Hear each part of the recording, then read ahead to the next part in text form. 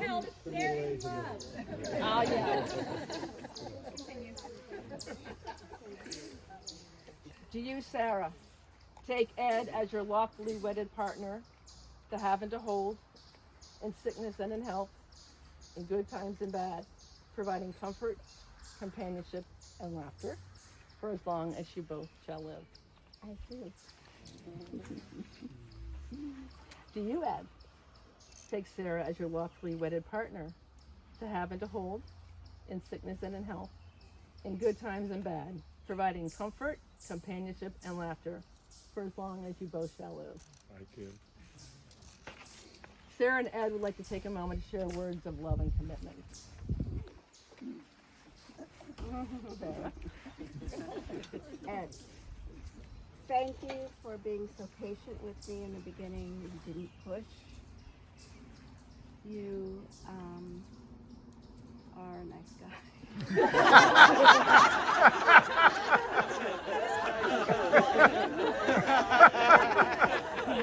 Since then, you have talked me off a ledge several times, especially since November, many, many times since November. During the last week when I would read weather reports, I think of you as a Sarah whisperer. You are a handyman, a fine carpenter, a chef, a sailor, and so much more. Love her. Calm down. When I fell down the hatch, you left your job in the morning, you borrowed Jason's Jeep, and you drove to Maine Med in a snowstorm. You show up, you're there for me. You make me feel safe and loved and grounded and content.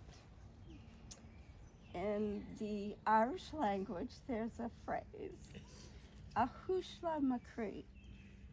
Mary Rice, did I say that right? And it means you are the pulse, you are the beat of my pulse. You are a kind, loving, ardent, loving man. I love you and I want to spend the rest of my life.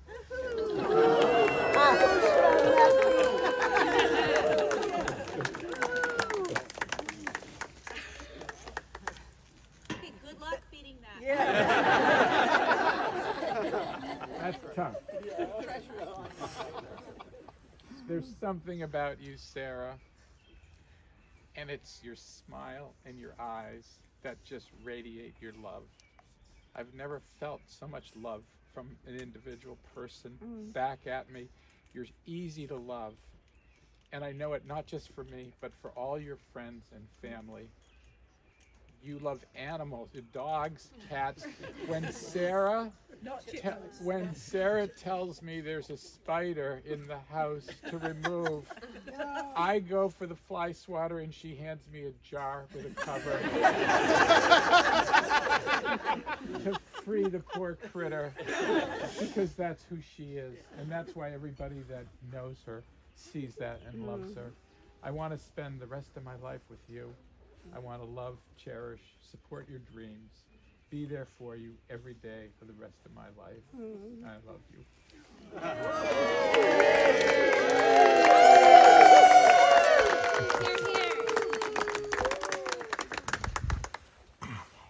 I have these rings here that are a symbol of your love and commitment. Wear your rings as a reminder to nurture and grow together.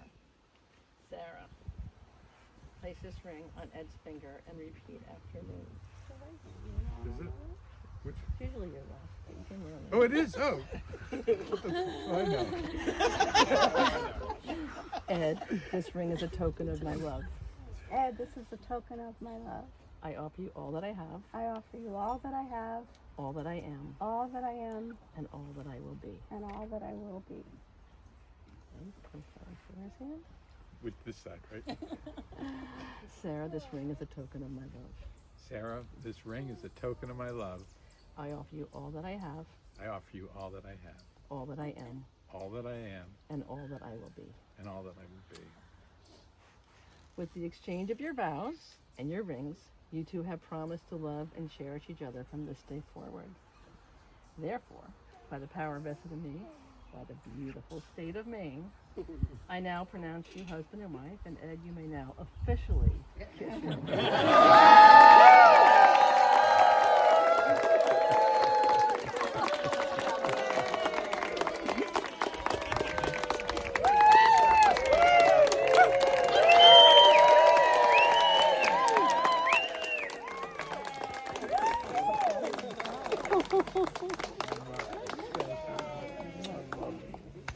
Okay. I'm not done yet. I'd like to invite up what I call the members of the wedding party for a little toast. So that would be Ann and Bubba and Reed and Kevin and Paul. Come on up. I said Bubba. Oh, come on up. Come on up. So you got Kevin and then Ann. Somebody get me a glass of champagne. Can we order up a couple of glasses? Is this tacky? Are you doing a toast? You gonna do a toast? No. He's the toaster. Hold on, let me just. Can somebody deliver a glass of champagne this way? She's got. She got it. Here it comes, here it comes. Okay, here's Kevin. Kevin's here now. Come on, step up, Kevin. The man with the Jeep, by the way. All right, clear your attention. All right. Hi, everyone. I'm Kevin. I'm Ed, or Captain Ed's middle son. It's so great to be here today and on such an amazing day. I'm so happy for my dad and for Sarah. My dad's a wonderful person. I'm beyond lucky that he's my dad. He's always wanted us to have the best, always tries to raise us right, but occasionally I refuse. I'm incredibly lucky, and as you've all gotten to know my dad, I hope you've seen how kind of person he is. His attitude towards life is always positive. He's incredibly nice, and you've also probably noticed that he's also not always the most patient person. Whether it's waiting for the light to change to cross the street in the city, or making a pit stop on a long car ride, he has no time to hate, barely time to wait. But some time ago, my dad was going through a rough time.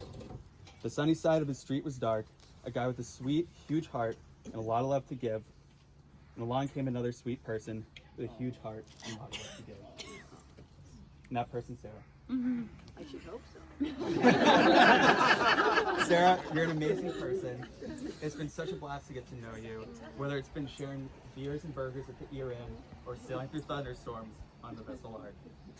You always are so much fun to be around, and I can see why you two are such a great couple.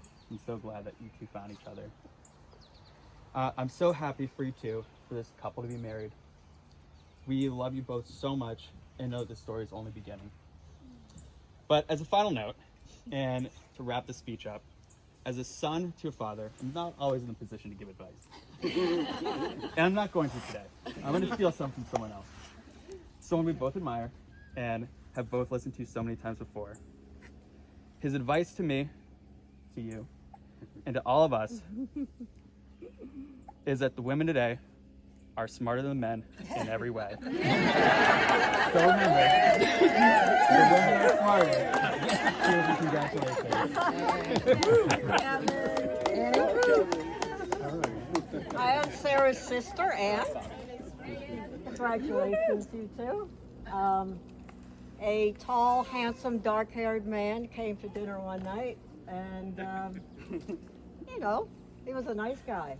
But there were a lot of men before and a lot of boyfriends after. So we are happy that he came around a second time. And it was just great timing for the two of them. He threaded the needle of life here. I wanted Sarah to be on Match for a little while, at least, to see how horrible it is. And I didn't get to see that, to prove to you how hard it was. She got this guy instead. I couldn't be happier. We have a very small family, and this guy really rounds it out for us. and kind of fond of my sister.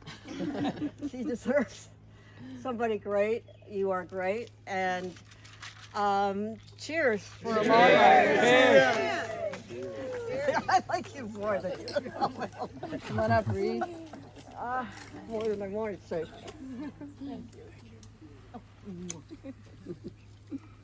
I'm Reed. I'm another one of Ed's sons. Sounds like you guys all kind of know like the lore behind their relationship, so I'm gonna take that for granted and just jump into it with that in mind. If you don't, you'll hear some stories, I'm sure. Okay, I'm gonna tell a little story. A sailor and a gardener part ways. Stop me if you've heard this one before. That old chestnut.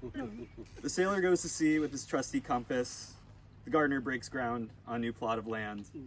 But not the best captain, nor the greenest thumb, not even you, Sarah, can control the weather and the way it may change your plans. That's a metaphor for the things that life throws at you. You know, some of us have advanced degrees. You can This is for Women do it. this is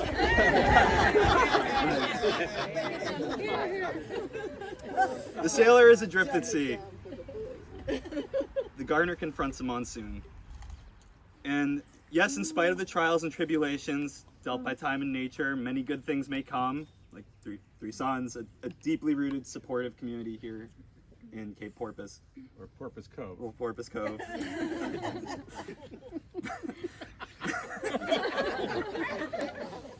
But somehow, despite all the odds, after many years, the sailor's compass points him back to port. The gardener's trowel breaks new, yet somehow familiar ground.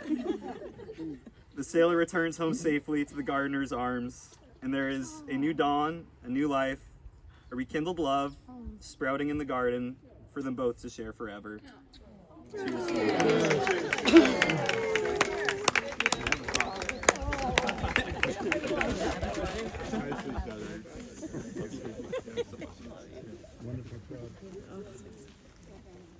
I'm Bubba Henson. I'm the mighty co-parent, along with Ann, of Jack and Elliot, Sarah's nephews. And I'm a writer. I'm a poet, and my role in the family, the Pinkerton family, began a long time ago with writing what's called doggerel, and doggerel would be sort of silly or whimsical verse. And so, as a poet, it's hard for me not to have fun with words, and I thought, toast, a toast, let's propose a rye toast for Sarah and Ed.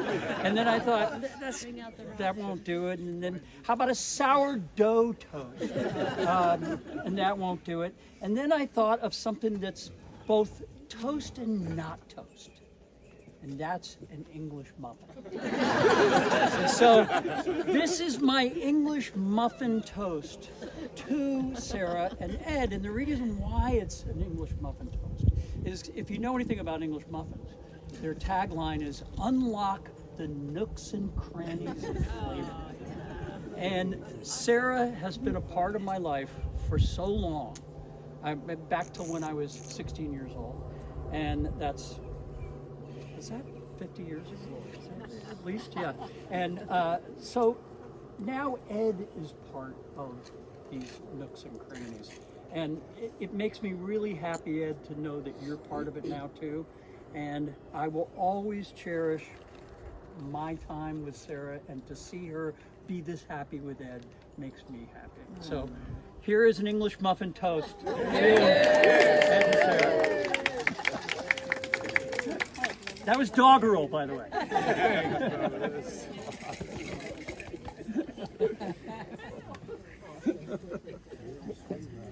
Are you good? Alice. Oh, Alice, that's okay. I'm sorry. Hello, everyone. For those of you who don't know me, I'm Sarah's brother-in-law, Alan, and Sarah was married to my brother Paul for 27 years, and we've always had a very close and loving relationship. Sarah is very dear to my whole family.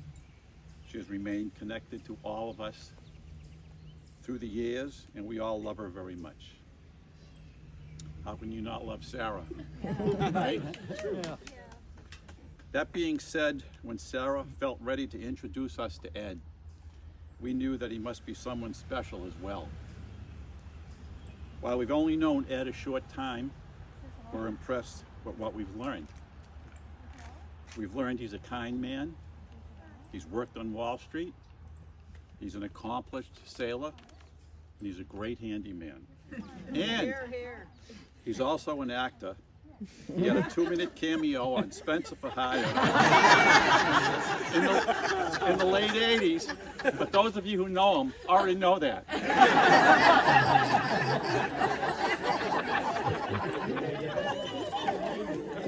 How can you not love Ed? I've told this story in the past, and I'll mention it again today. When my dad asked my grandfather if he could have his blessing to marry my mom, he said, "Well, Frank, you're out to take her. I'm out to keep her. May the best man win." That's a true story. Well, Ed, we feel the same way about Sarah. But we know we can't keep her. So we're willing to share her with you. Since Sarah loves you, then we do too. How wonderful you both found each other. So with our blessing, please raise a glass and toast a happy couple.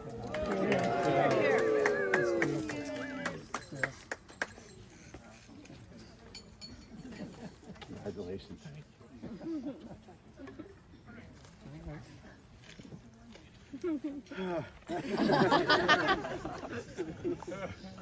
There's a lot of hard acts to follow, but I'm Paul Rinaldi, and no one knows me.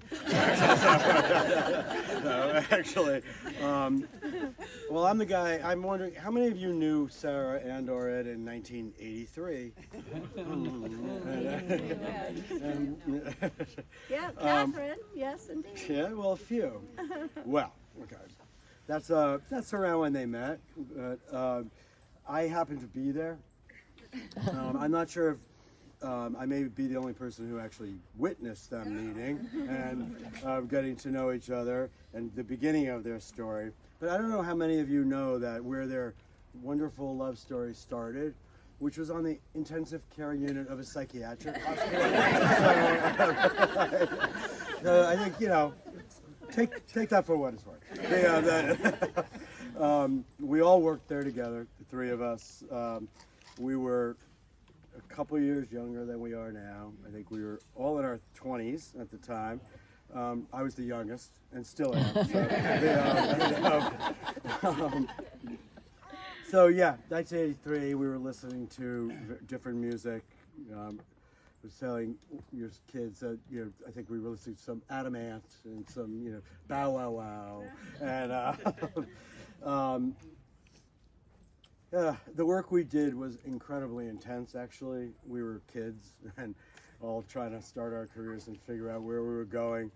We worked with people that at times it was sad. It was incredibly intense, sometimes uplifting.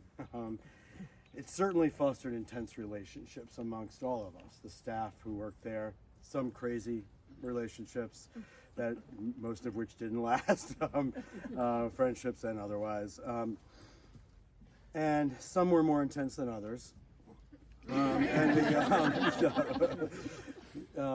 met Sarah when she was a nurse and got hired. I was already working there, I think, for a little bit. And Sarah, as soon as I met her, we became incredibly dear friends. And have remained that, excuse me, have remained so through these decades. As now, Sarah then was exactly the same. Beautiful and cultured and curious and smart and intense and tough, but mostly incredibly caring and loving. And she was an incredible psychiatric nurse. Ed and I both. She was a hell of a psych nurse.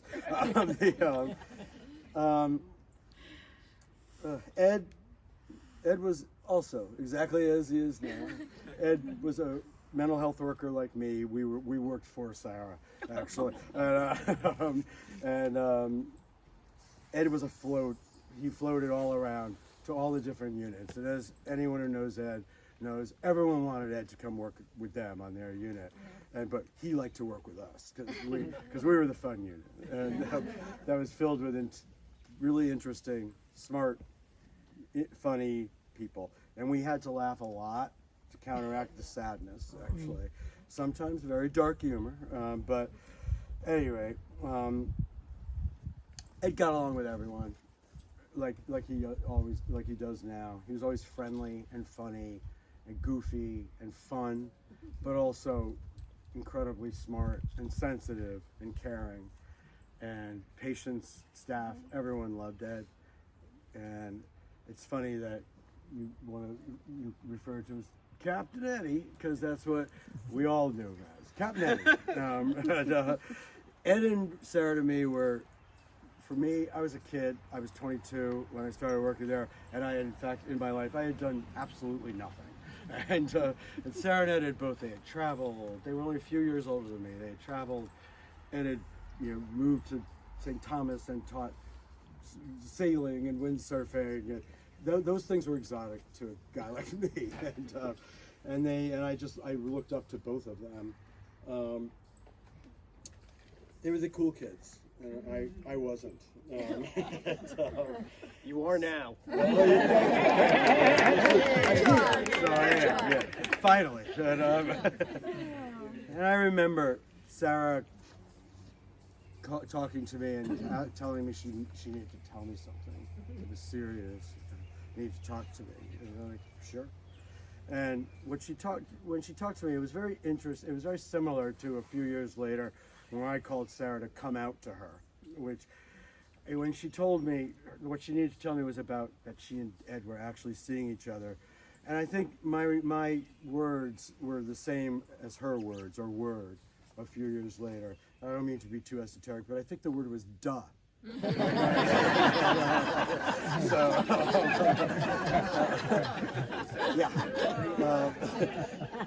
And they were, I knew they were seeing each other because you could feel it. You could feel the electricity between them when they were together.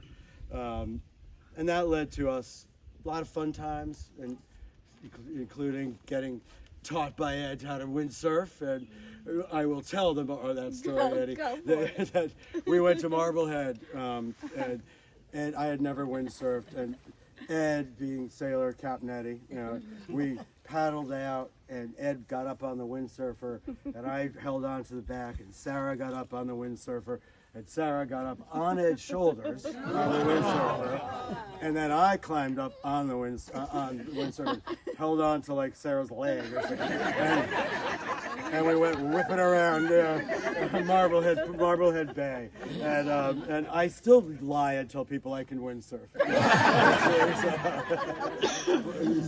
I could stand and balance. That's what I could do. So, and there were a lot of other fun times and crazy times during that period of our lives. Again, we were all trying to figure out who we were, what we were going to do next. And I ended up being the first one to leave.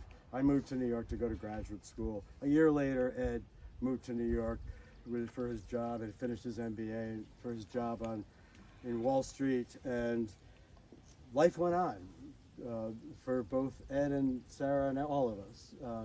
They both experienced the joys, the ups, the downs, the tragedies and sorrows of life.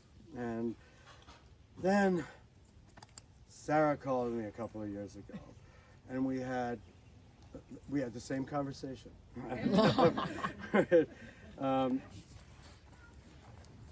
It was their fates collided again, not by accident, because Ed pursued it, but I am not a religious guy, not even that spiritual, but there are certain things that just matter and just are right.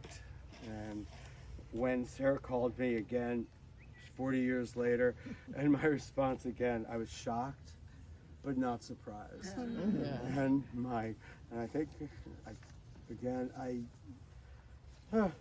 it felt exactly the same way. And when I saw them together when they in New York, your energy and your love was exactly as it always was. It was palpable. It was real. It was living. It was breathing, and it was really and beautiful. And your story, it's uplifting and inspiring. It inspires hope and faith in fate and love. We all can use that right now, I think. And it's an antidote to all the cynicism that I know I hold a lot. And just like 40 years ago when Sarah told me about you guys finding each other again, I think my response was the same. Duh. Of course you did. So. Congratulations.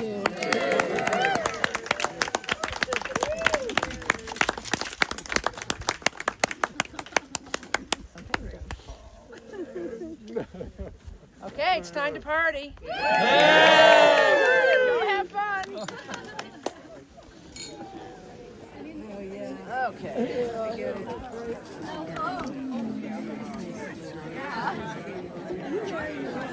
Yes, I was actually married.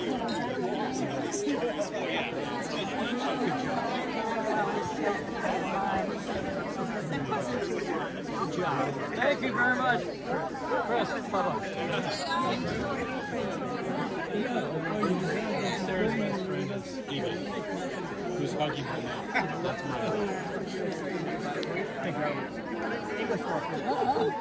You knew it. Oh, yeah. English stuff. Well, I must say, I cribbed a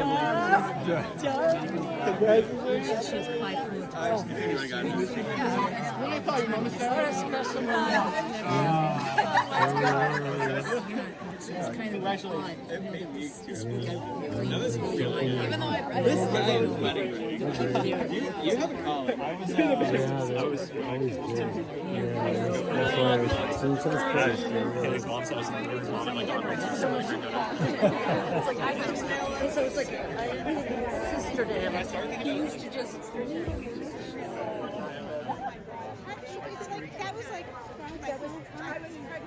Oh my God! When you were dancing. I did go home and I did find out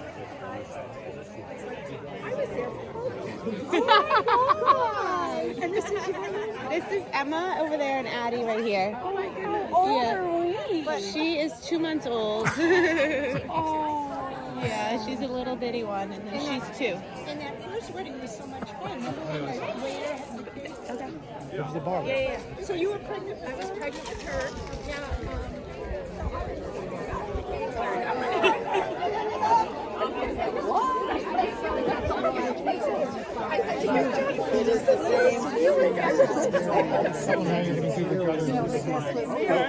Well, that's because Sarah kept inviting people. No, it was like, Sarah invited. Glad you got that because I couldn't hear it. I could hear it better up there. Yeah. They started talking. Okay. Hey, Becca! How are you? Nice to see you. Ooh, like 6.5, 7, like miniature. Oh, small. Okay, I have a couple of pairs you could probably. I'm getting rid of all. I see you wear high heels. Well, just for this occasion. Not like on the. At your age, you should wear them all the time. Not my regular. No, you should wear them. Wear them to bed. Wear them to bed. Wear them when you're out there fighting fires. How are you? You're looking very elegant. Not like a firefighter at all. Well, I was just going to say, I'm a little more comfortable. Becca's a firefighter. Yeah. I know.